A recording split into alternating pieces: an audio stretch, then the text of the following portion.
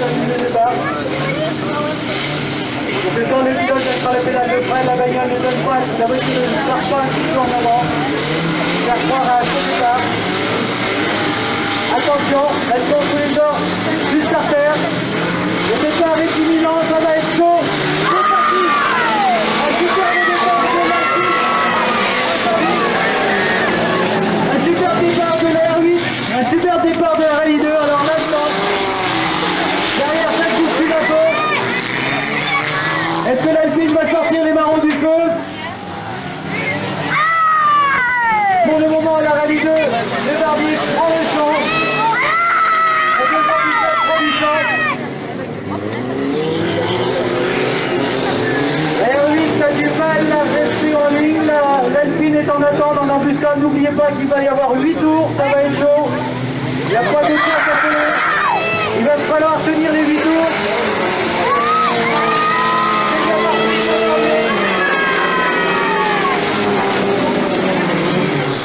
Est-ce que Nicolas va tenir la pression de l'Alpine derrière lui? Oui, pour le moment.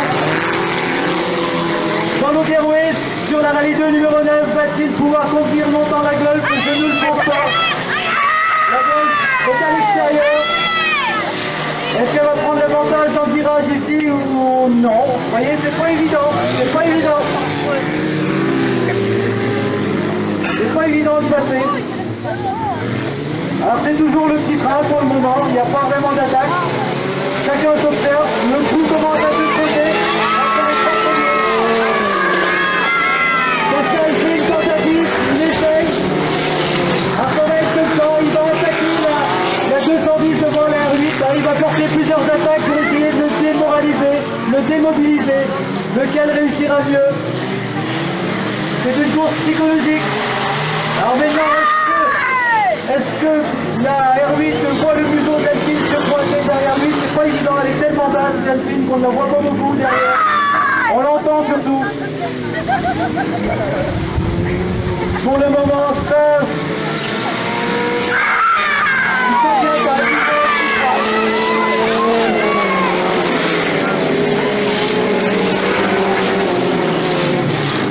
La finale n'est pas des plus animées.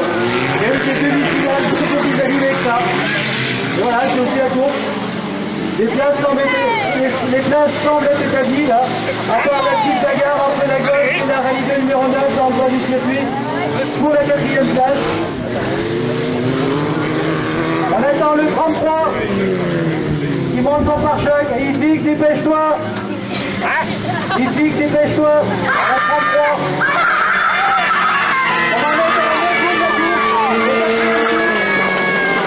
Et les choses semblent être établies.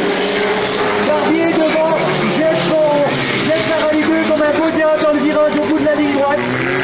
Il semble avoir bien les choses en main, il semble être confiant, il semble être serein, je dirais.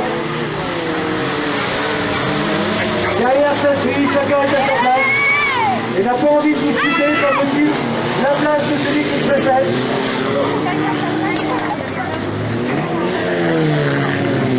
Est-ce qu'ils auraient jeté toute leur force à la demi-finale? Allez savoir. Allez savoir à quoi ils pensent.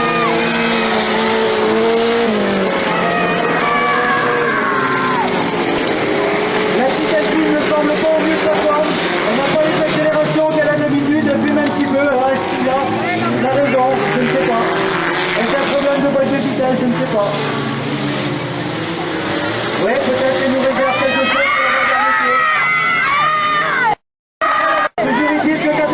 Devant nous, il ne restera plus que 2 tours à parcourir. C'est maintenant que ça va se jouer. Est-ce qu'ils vont réussir à garder leur concentration jusqu'au bout? 8 tours, c'est long dans ces conditions-là.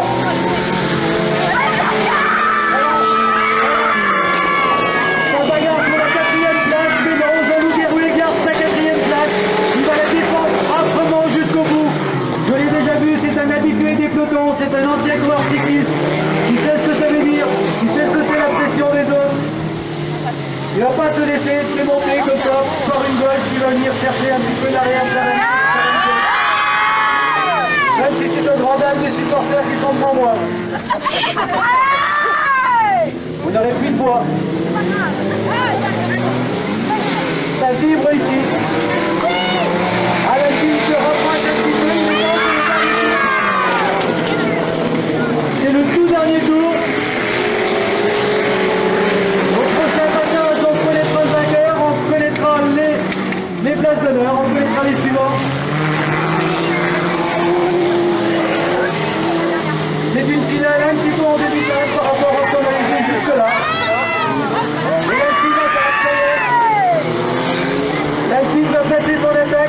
je ne sais pas. Devant, il a l'air tellement serein qu'il s'occupe même pas de ce qui suit. Il fait sa course tout seul. Il est sûr déjà de gagner dans un fauteuil. Et voilà. Le drapeau de la alors le vainqueur, la 217, Berbier, devant Nicolas sur sa R8, devant Pascal Costio sur son Alpine 77 qui n'avait pas l'air au mieux de sa forme, devant Jean-Loup Guerouet, que je n'attendais pas en si bonne place. Il a fini 3e dimanche dernier, 4e aujourd'hui, c'est bien Jean-Loup. Et derrière la Golf qui a bagarré dur.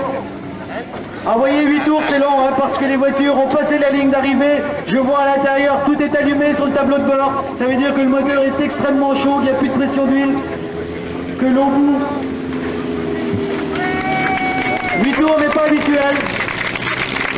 Bravo. Bravo, c'est une belle victoire. Bravo Pascal. On aura peut-être encore question tout à l'heure.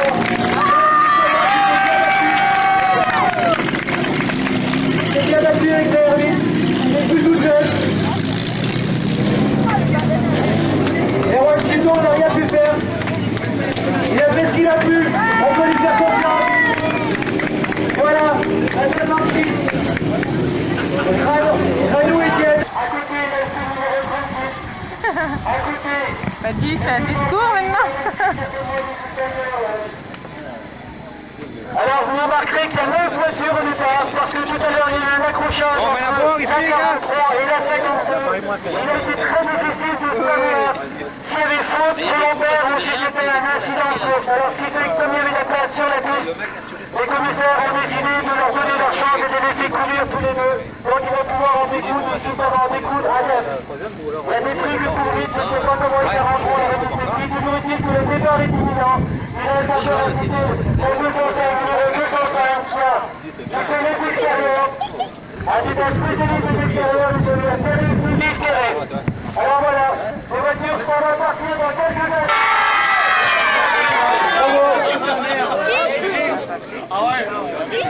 Le 4e, le numéro 9, la rallye 2, Jean-Louis Guerouet. Une coupe pour faire le garage.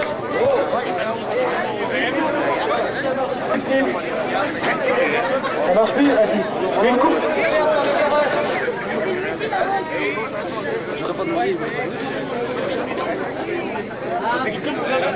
Allô, allô.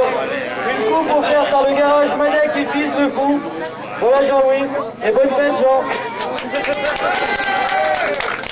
Alors, le numéro 77, 3e aujourd'hui.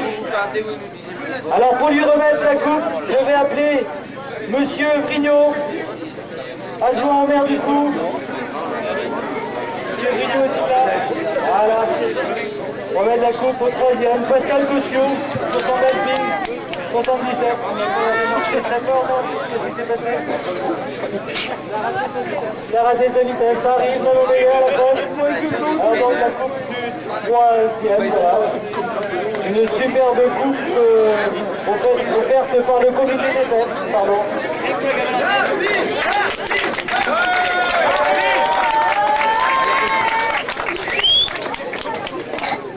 Alors le second des moins de 1300, la R8 verte, numéro 210, Nicolas.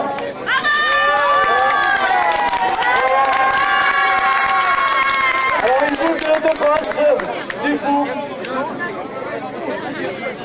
Bravo la vie. Et une bouteille. Oh, ça va pas comme ça. À voir. C'est dimanche soir. Ils attendent d'abord. Alors bravo. C'est une bonne journée. Merci bien, je remercie le comité des fêtes. Super. Et donc, alors le vainqueur de la catégorie moins de 1300, Michel Barbier.